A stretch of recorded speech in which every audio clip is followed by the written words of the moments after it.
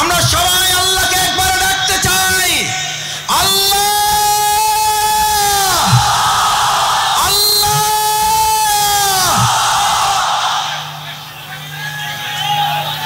সম্মানিত ভাই এবং বন্ধুগণ, হযরত ইব্রাহিম আলাইহিস সালাম আল্লাহর সাহায্য চেয়েছিলেন।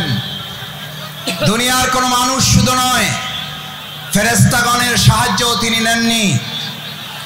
যে ইব্রাহিম আলাইহিস সালাম আল্লাহর সাহায্যের ভরসা করেছিলেন, সেই ইব্রাহিম আলাইহিস সালামকে আল্লাহ তাআলা সাহায্য করেছেন না করেন নাই?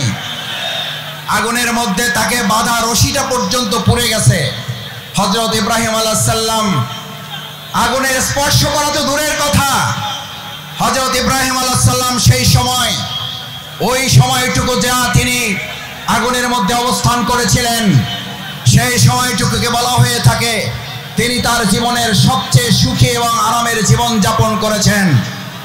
সুতরাং কোরআনের জন্য যারা কথা বলবে, ইসলামের জন্য যারা কথা বলবে, কোরআন বাস্তবায়নের জন্য যারা কাজ করবে, ইসলাম বাস্তবায়নের জন্য যারা কাজ করবে, আজ এখানে আমরা যারা উপস্থিত হয়েছি, আমরা যদি আজ এখান থেকে সিদ্ধান্ত নিতে পারি আমাদের জীবনের সর্বস্বটুকু বিলিয়ে দিয়ে হলেও যে কোরআনের ভালোবাসায় আজ আপনারা এখানে শামিল হয়েছেন, আপনারা কি কোনো ব্যক্তির আহ্বানে ভালোবাসা এসেছেন নাকি কোরআনের ভালোবাসা এসেছেন? কিসের ভালোবাসা এসেছেন? এই কোরআনকে আগামী দিনের সংসদে যদি পাঠাতে হয়, তার জন্য আমাদের 2024 সালের জুলাই আগস্টের তরুণ যুবকেরা যারা জীবন বাজি রেখে উই ওয়ান্ট জাস্টিসের স্লোগান রেখেছিল, সেই উই ওয়ান্ট জাস্টিসের স্লোগান বাস্তবায়ন কি মানুষের তৈরি করা মতবাদ বাস্তবায়ন করতে পারবে নাকি কোরআন পারবে?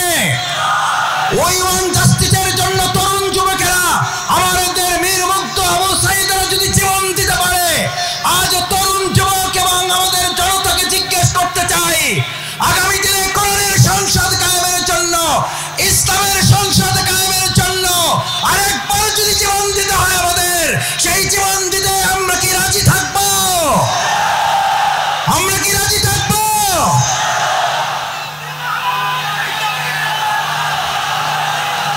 সম্মানিত ভাই এবং বন্ধুগণ, আল্লাহ সুবহানাহু ওয়া তাআলা মহাগ্রন্থ আল কোরআনে আমাদের জন্য উল্লেখ করেন, আল্লাহ তাআলা আমাদের জন্য উল্লেখ করেন,